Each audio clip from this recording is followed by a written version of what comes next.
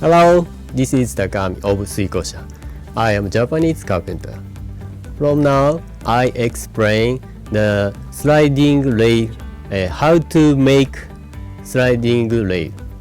The Japanese door, the sliding door, width is like that, about 30 millimeter.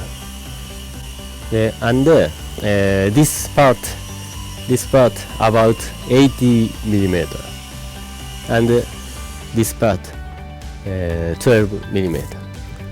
So when you make the sliding rail, the size of sliding rail group is depend on the sliding door width of sliding door.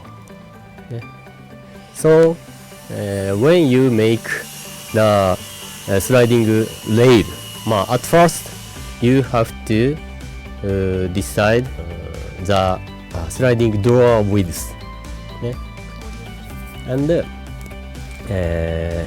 this part and this part. Okay.